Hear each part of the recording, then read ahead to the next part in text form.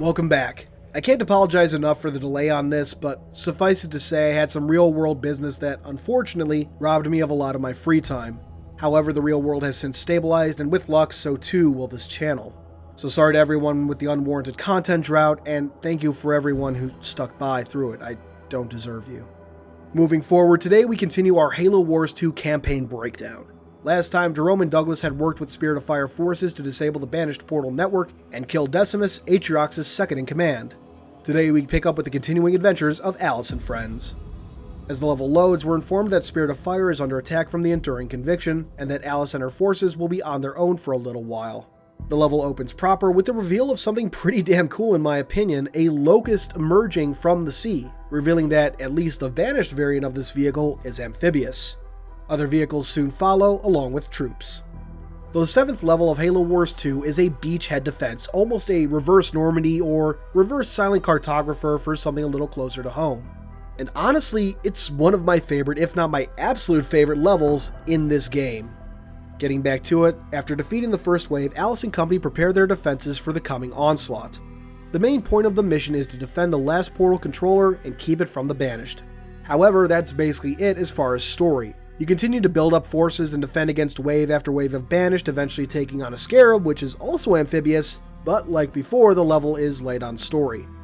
As I noted earlier, this is an absolute blast. The challenge of defending multiple fronts, figuring out which types of units to deploy where and when, and the general beach defense just make for an absolute blast every time. Now, for anyone who remembers my last Halo Wars 2 vid, specifically the Alice 130 mission, I criticized turrets being brought in by Pelicans since the game itself said Pelicans couldn't get close enough fast enough to pick up Alice and her forces. So I'm sure some of you are wondering if I'm going to criticize Pelicans and Condors flying in buildings and such when the Spirit of Fire is under attack. If you're not wondering that, I look like an idiot, but if you are, it's a valid question. Personally, I like to think that the buildings and forces were stuff deployed before the Spirit fell under attack, perhaps even recycled bases and resources from previous missions. If it wasn't clear, there's nothing to support this in the game or in the lore, it's just headcanon. But it's what I like to think to explain what are otherwise simply game mechanics.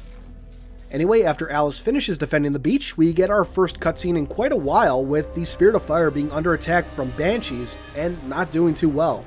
Oddly, the Enduring Conviction stays back, allowing a squadron of Banshees to engage the Spirit. Now one could argue that Atriox or Led Valier didn't want to risk a direct engagement with the Spirit since, as Captain Cutter notes later on, the Enduring Conviction is Atriox's only means of slipstream transport. Stepping aside for a moment, now is a good time to bring up some interesting tidbits of lore surrounding Halo Wars 2, coming directly from 343 writer Ken Peters. A while back, some Halo fans noticed that the art for one of the Phoenix logs, one that logs the activity of the Enduring Conviction up to its destruction, spoiler warning by the way, features what looks to be the Conviction depicted as a CCS battlecruiser. Like the Enduring Conviction, it's cut in half at the neck, for lack of a better word. This was posted to a Facebook group with people wondering if the CCS was indeed intended to be the Conviction.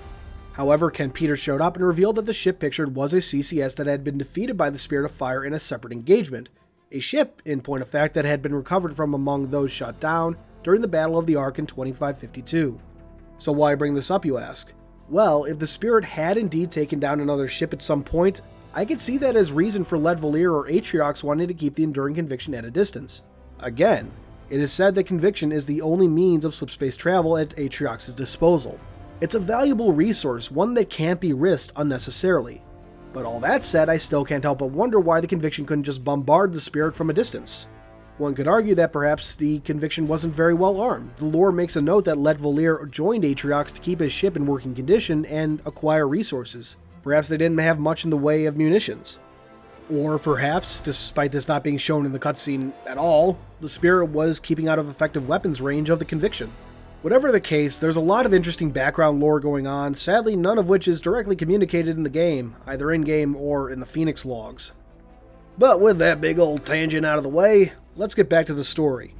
With Spirit of Fire under attack, Cutter is looking for any options.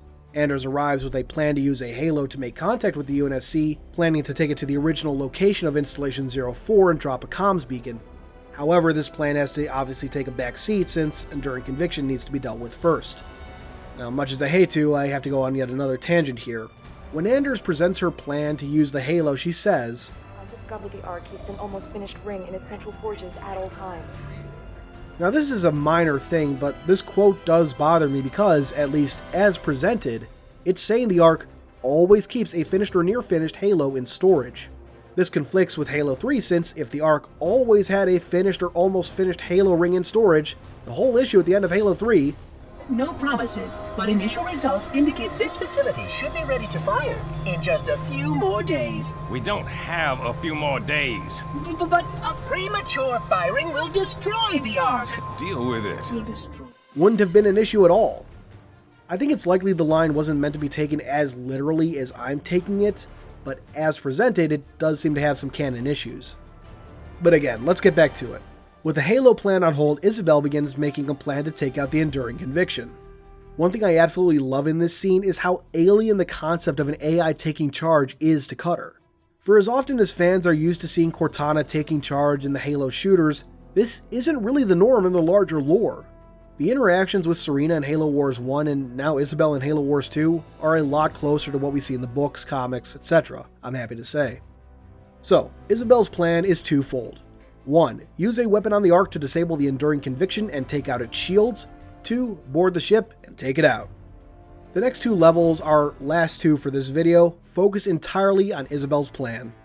The 8th level opens with a particle beam on the Ark hitting the Enduring Conviction, disabling it and cutting into its shields.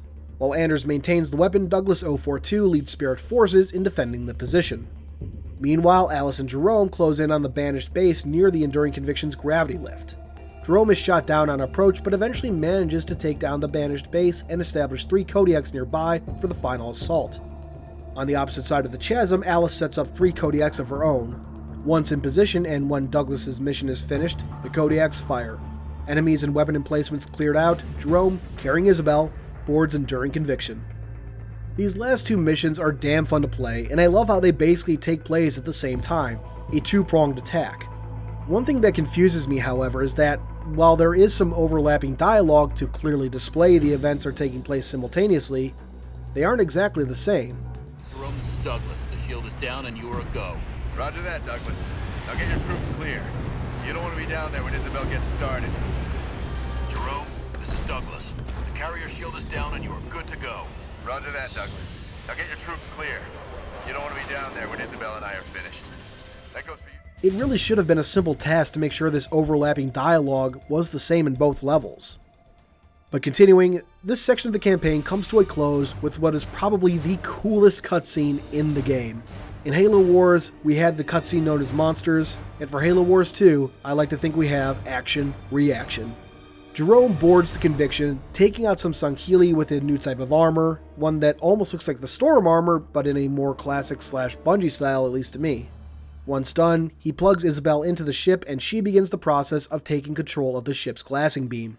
This sequence, while a bit long and drawn out, is a rather emotional one as Isabel begins to hear the voices of those she lost as she fires the beam. Pausing a moment, one criticism I've seen leveled at this scene is the sheer amount of time it takes Isabel to take control of the firing controls, especially compared to Cortana. However, one must remember two crucial bits of information. 1. Cortana was designed to infiltrate Covenant systems. It was the main reason behind her creation, so she could take control of a Covenant ship during Operation Red Flag. 2. Isabel is a logistics AI. While a 4th-gen AI and likely having more advanced systems compared to Cortana, she's still a non-military AI, one never intended to interact with Covenant systems, at least not in this manner. Cortana would most assuredly have been able to take control a lot faster, but Isabel is not Cortana. Anyway, the beam fires, eliminating a banished base and cutting into the Ark, awakening a ton of Sentinels. The Sentinels follow the energy beam back to its source, and in what I and a number of lore fans found to be a somewhat odd move, they start slamming themselves into the ship. The reason I call this odd is because I can't really imagine why the Sentinels wouldn't use their Sentinel beams first. Sure, there's no monitor on the Ark, so the Sentinels can't coordinate as well as they would with one present. However, they can clearly coordinate enough to cleanly slice through the Enduring Conviction's neck, so why not give the Sentinel beams a try first? Sure, the beams aren't meant to take on Covenant armor, but together, coordinated, surely they could do some serious damage.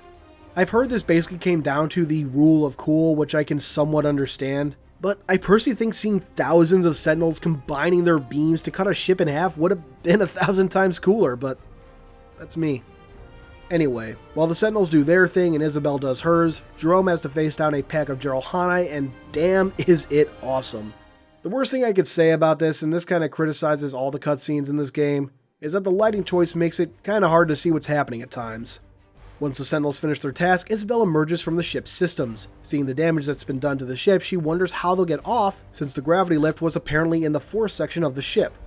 Jerome responds by grabbing Isabel's chip and jumping, apparently intending to make his way to the surface the old-fashioned way. Gravity. The cutscene comes to an end as Letvalier and Atriox observe the burning remains of Enduring Conviction and see the Halo ring emerging from the forge. Atriox scolds Let for the loss of their assault carrier and orders the Sangheili to get everyone he can onto that ring, hoping to at least take that. And that wraps up this section of Halo Wars 2. There aren't many Phoenix logs relevant to these levels other than the one I already covered.